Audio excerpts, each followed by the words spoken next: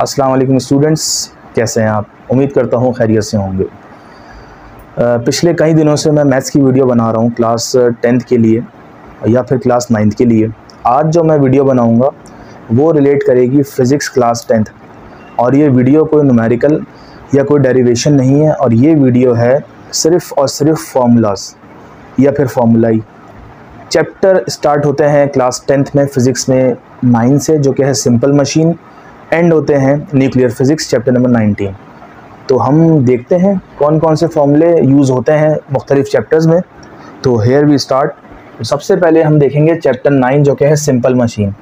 पहला formula students जो कि मेरे जहन में आ रहा है वो है फार्मूला इनपुट का, और इनपुट का फार्मूला होता है एफर्ट मल्टीप्लाई बाय डिस्टेंस। ठीक है, इसके बाद आता है फार्मूला आउटपुट का, वो उसका फार्मूला होता है वेट या लोड मल्टीप्लाई बाय हाइट। ठीक है, फार्मूले सिर्फ याद करते जाएं आप।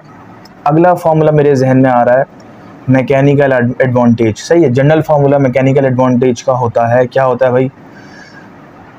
Weight upon effort. सही है, load upon effort. Next formula मेरे जहन में आ रहा है एफिशिएंसी का। सही है, एफिशिएंसी का फार्मूला होता है आउटपुट अपॉन इनपुट, ठीक है, मल्टीप्लाई बाय 100।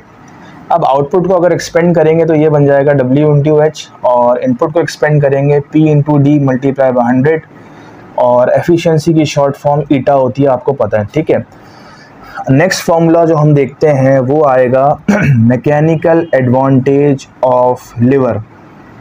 5 मशीनें हैं ना, अलग अलग मैकेनिकल एडवांटेजेस हैं। तो लीवर का मैकेनिकल एडवांटेज का फार्मूला होगा effort arm over load arm. ठीक है, ये पहली मशीन हो गई। सेकंड मशीन थी इंक्लाइन प्लेन, तो उसका मैकेनिकल एडवांटेज का फॉर्मूला होगा 1 अपॉन साइन थीटा। ठीक है, या फिर एक और फॉर्मूला होता है इसका, वो न्यूमेरिकल्स में यूज़ होता है L अपॉन एच। 2 हो गए। तीसरा फॉर्मूला हम लिखेंगे यहाँ पे स्क्रू जैक का, जो कि होता है 2 पाई आर ओवर एच। 2 नंबर है, पाई भी एक कांस्टेंट वैल्यू है, आर का मतलब यहाँ पे MCQs या न्यूमेरिकल्स में आएगा टॉमी बार कहते हैं आर को। सही है, रेडियस भी होता है, और हाइट को हम यहाँ कहते हैं पिच। अगला जो फॉर्मूला है वो आएगा व्हील एंड एक्सल का, capital R upon small r। Capital R wheel का रेडियस, स्मॉल r एक्सल का रेडियस। अच्छा, अब रह गई पुली। पुली का कोई फॉर्मूला नहीं है, पुली का सिर्फ MCQs में ऐसे आता है कि mechanical advantage of pulleys dash and mechanical advantage of movable pulleys dash. Pulley 2 तरह की होती है, एक फिक्स होती है और एक मूवेबल होती है। फिक्स का एडवांटेज मैकेनिकल जो होता है वो 1 होता है, मूवेबल का 2 होता है। तो ये हमारा चैप्टर 9 ख़त्म हुआ। अब आ जाए चैप्टर नंबर 12 पे, जो कि है वेव्स एंड साउंड। ठीक है, सबसे पहला जो मेरे जहन में आ रहा है फॉर्मूला वो आ रहा है टाइम। वो किसका आ रहा है भाई? वो आ रहा है फ्रीक्वेंसी का। फ्रीक्वेंसी का फॉर्मूला होता है number of vibration upon time. अब वाइब्रेशन की जगह साइकिल भी हो सकता है, सही है, वेव भी हो सकता है, कुछ भी हो सकता है। या आप कुछ भी नहीं लिखना चाह रहे तो आप एक काम करें, ना साइकिल लिखें ना वेव लिखें, आप सिर्फ n लिख दें, तो ये हो जाएगा n अपॉन टी। फ्रीक्वेंसी का एक और फॉर्मूला होता है 1 अपॉन कैपिटल टी, और कैपिटल टी को हम कहते हैं टाइम पीरियड। सही है, ये फॉर्मूला कब यूज़ होगा? जब टाइम पीरियड गिवन होगा। इसी तरह टाइम पीरियड का फॉर्मूला क्या होता है? इसका रेसिप्रोकल है, उल्टा कर लें इसको, ये F is equals to 1 upon T था, तो अब जो आएगा टाइम पीरियड का वो जाएगा 1 अपॉन F। ठीक है, अब नेक्स्ट फार्मूला जो है वो भी टाइम पीरियड का है, लेकिन बड़ा ही इंपॉर्टेंट फार्मूला है 2 pi under root L upon g. ये आप तब यूज़ करेंगे जब किसकी बात हो रही होगी? पेंडुलम की बात हो रही होगी, चाहे वो सिंपल पेंडुलम हो या सेकंड पेंडुलम हो। ठीक है, सेकंड पेंडुलम क्या होता है? जिसका टाइम पीरियड 2 सेकंड्स होता है। अब नेक्स्ट फार्मूला क्या है? T is equals to 2 pi under root M upon K. ये भी बड़ा अहम फार्मूला है, और ये तब यूज़ होगा जब बात हो रही होगी स्प्रिंग मास की। सही है, ये हो गया। नेक्स्ट फार्मूला जो हम लिखने वाले हैं वो है वेलोसिटी का, इसको हम कहते हैं वेव वेलोसिटी, और वेव वेलोसिटी का फार्मूला होता है F लैम्डा। लैम्डा का मतलब क्या होता है स्टूडेंट्स? लैम्डा कहते हैं हम वेव लेंथ को। सही है, जिसका यूनिट हम लिखते हैं मीटर। ये हो गया। v से वेलोसिटी, f से क्या आता है स्टूडेंट्स, फ्रीक्वेंसी आता है। और फ्रीक्वेंसी का अगर यूनिट अगर आप पूछना चाहें तो मैं बता देता हूँ, फ्रीक्वेंसी का यूनिट होता है हर्ट्ज होता है। सही है। टाइम पीरियड का यूनिट क्या होता है स्टूडेंट्स, टाइम पीरियड का यूनिट होता है सेकंड्स, आपको पता है। लेंथ का यूनिट मीटर होता है, ग्रेविटी का यूनिट मीटर पर सेकंड स्क्वायर होता है। सही है। पाई का कोई यूनिट नहीं होता, बाकी आपको सब पता है। सही है। अब शायद आई थिंक ये फॉर्मूले हो गए हमारे चैप्टर नंबर 12 के। सही है। अब हम चलते हैं आगे। सही है। चैप्टर नंबर 13 में, 13 बहुत ही इम्पोर्टेंट चैप्टर है और इस चैप्टर का नाम है propagation and reflection of light, जो कि मिरर के पढ़ेंगे इसके बारे में आप लोग तमाम mirror, convex, concave, mirror equation. और सबसे पहला जो फॉर्मूला है ना, बड़ा ही इंपॉर्टेंट फॉर्मूला है जो कि डेरिवेशन के तौर पे भी आएगा, वो है मिरर इक्वेशन, जो कि है 1/f is equals to 1/p plus 1/q, where f is focal length, p जो होता है वो होता है हमारा ऑब्जेक्ट डिस्टेंस। सही है। और q जो होता है हमारा image distance, p object q image. ठीक है। उसके बाद जो फॉर्मूला हम पढ़ेंगे वो होगा मैग्नीफिकेशन का, जो कि होता है magnification is equals to q/p। अच्छा, एक मैग्नीफिकेशन का फॉर्मूला ये भी होता है और एक मैग्नीफिकेशन का फॉर्मूला होता है HI/HO। तो इसको अगर हम इक्वेशन 1 का नाम दें, इसको इक्वेशन 2 का नाम दें, दोनों के लेफ्ट हैंड साइड इक्वल हैं तो हम राइट हैंड साइड को कंपेयर कराते हैं। जब हम राइट हैंड साइड को कंपेयर कराएंगे तो एक नया फॉर्मूला जनरेट होगा, जो कि होगा q/p is equals to HI/HO। और लास्ट फॉर्मूला जो है वो है फोकल लेंथ का। Focal length is the half of radius, r कहते हैं रेडियस को, HI height of image, HO height of object. अब सवाल पैदा होता है, ये मैकेनिकल एडवांटेज ये मैग्नीफिकेशन जो लिखा है इसका यूनिट क्या है। तो मैग्नीफिकेशन जो होता है यूनिटलेस क्वांटिटी होती है, इसका कोई यूनिट नहीं होता। जिस तरह मैकेनिकल एडवांटेज का कोई यूनिट नहीं होता, इसी तरह मैग्नीफिकेशन का भी कोई यूनिट नहीं होता। ये हमारे चैप्टर नंबर 13 के फॉर्मूलाज होगा, इसका आप स्क्रीनशॉट ले सकते हैं। अब हम चलेंगे चैप्टर नंबर 14 की तरफ। तो अब हम करेंगे 14। अब देखिए आप ज़रा 14 कौन सा है, reflection of light and optical instruments. इसमें हमने मिरर के बारे में पढ़ा था। सही है। इसमें हम पढ़ेंगे लेंसेज के बारे में, convex lens, concave lens, ice के बारे में पढ़ेंगे, माइक्रोस्कोप, कंपाउंड, सिंपल, टेलीस्कोप। सही है।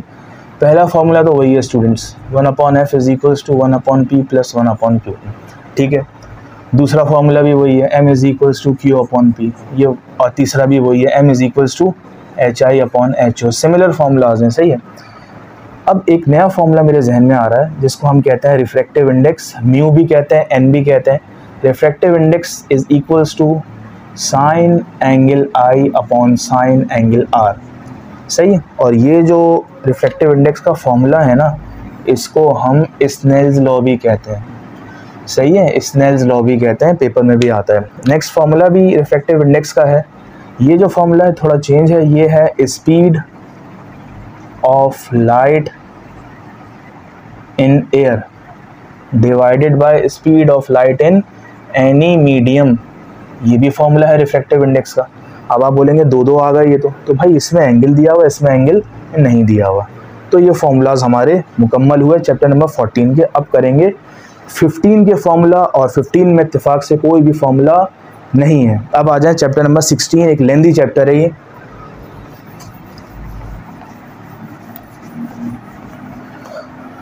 चलें भाई, chapter number 16 that is electricity, जो कि हमारे कराची में आजकल बिल्कुल ही नहीं आ रही। 12 तारीख है आज, 2-3 दिन से जाना शुरू हुई है, ना नींद पूरी हो रही है, गैस नहीं आ रही, नाश्ता भी स्कूल में हो रहा है। सही है। ये सिर्फ आपको जनरल नॉलेज का सवाल था, ये पेपर में नहीं आएगा। ठीक है। अब आ जाए 16। अब 16 में सबसे पहला फॉर्मूला मेरे जहन में आ रहा है करंट का। करंट की शॉर्ट फॉर्म होती है I, और करंट का फॉर्मूला होता है Q/T। अब आप बोलेंगे I का मतलब करंट तो समझ में आ गया, Q क्या है? Q कहते हैं चार्ज को। सही है। और करंट का यूनिट तो आपको पता है एम्पेयर होता है। सही है। ये हो गया। अभी खैर मैं यूनिट की बात नहीं कर रहा, अभी सिर्फ क्वांटिटीज़ और फॉर्मूलाज की बात हो रही है। करंट का आ गया। अब और जो फॉर्मूला मेरे जहन में आ रहा है वो आ रहा है वो किसका आ रहा है स्टूडेंट्स, वो आ रहा है Q is equals to CV। अब आप बोलेंगे ये कब यूज़ होगा? भाई ये तब यूज़ होगा जब किसकी बात हो रही होगी? कैपेसिटर की बात हो रही होगी। Q का मतलब चार्ज, V का मतलब वोल्टेज, C का मतलब कैपेसिटेंस। तीसरा फॉर्मूला जो मेरे जहन में आ रहा है वो है हमारा बड़ा जाना माना formula V is equals to I R, that is Ohm's law. सही है, where V is voltage, I is current और R हम सबको पता है किसको कहते हैं? रेजिस्टेंस, रुकावट। सही है भाई, ये तीन फॉर्मूला बड़े अहम फॉर्मूला है। ये हो गए। अब हम एक और फॉर्मूला बताएंगे आपको जो कि है delta V is equals to work upon charge. तो डेल्टा V क्या है तो वोल्टेज, लेकिन इसको बोलते हैं हम पोटेंशियल डिफरेंस। सही है, पोटेंशियल डिफरेंस हो या वोल्टेज हो, दोनों तकरीबन क्या होते हैं स्टूडेंट्स? एक ही होते हैं। अब अगला फॉर्मूला क्या है? अगला फॉर्मूला है EMF का।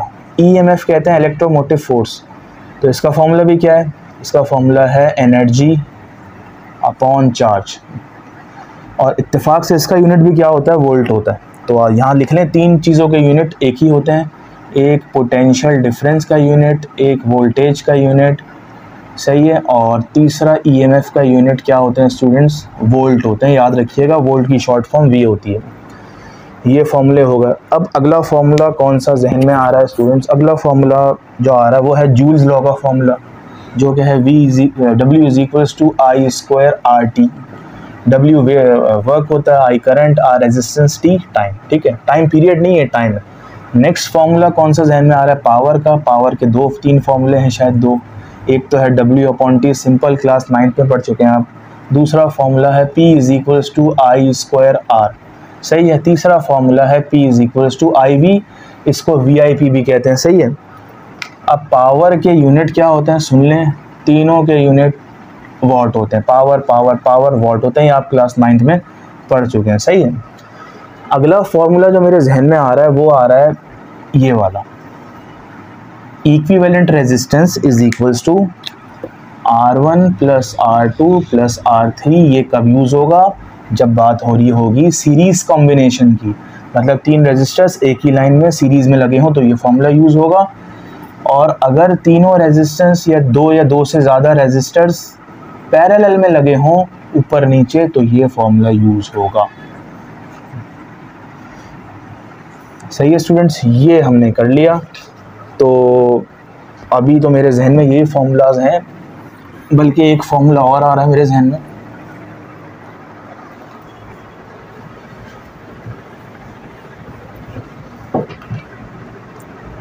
क्या है वो फॉर्मूला? वो इलेक्ट्रिक फील्ड इंटेंसिटी का फॉर्मूला है F upon Q, force upon charge. Force upon charge, force का यूनिट न्यूटन, चार्ज का यूनिट कूलम।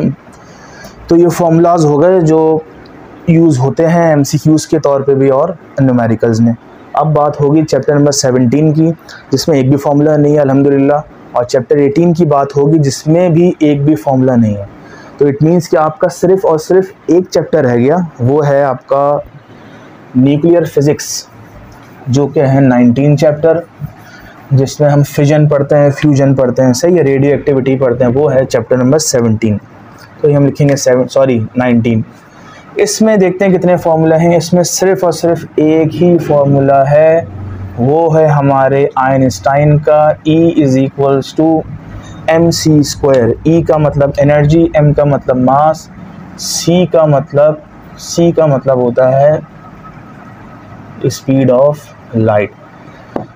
और स्पीड ऑफ लाइट हमारी कितनी होती है?